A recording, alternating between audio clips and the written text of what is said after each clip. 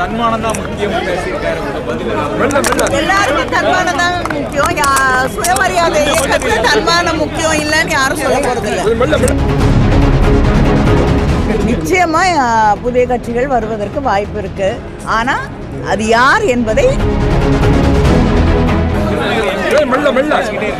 தன்மானம் தான் முக்கியம் பேசியிருக்காரு.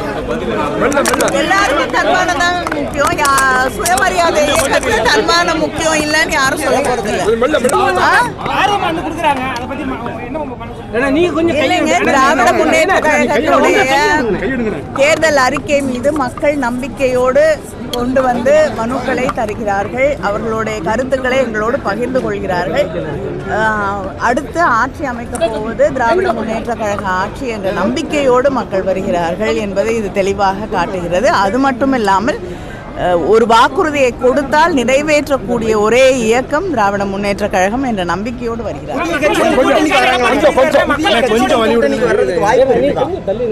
நிச்சயமா புதிய கட்சிகள் வருவதற்கு வாய்ப்பு இருக்கு. ஆனா அது யார் என்பதை நம்முடைய முதலமைச்சர் அவர்கள் தான் முடிவு செய்வார்கள்.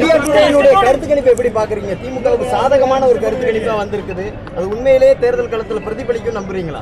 இல்லைங்க, எந்த கருத்து கணிப்பு வராட்டியும் நிச்சயமாக தேர்தல் களம் திராவிட முன்னேற்ற கழக கூட்டணிக்கு சாதகமாக இருப்பதாகத்தான் நான் கண்கூடாக ராகுல் காந்தி அவர்களோடு சந்திப்பு நடத்தினீங்க. அந்த பேச்சுவார்த்தை சுமூகமாக இருந்ததா? அந்த கூட்டணி எப்படி உறுதி செய்யப்பட்டு விட்டதா? இல்லை இன்னும் அதுல சலசலப்பு இல்லைங்க.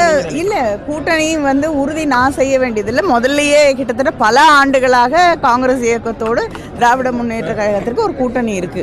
தொடர்ந்து மோதல் போக்கு நிலவுது. எந்த மோதல் போக்கும் எனக்கு தெரிஞ்சு இல்ல. நல்ல சுமூகமான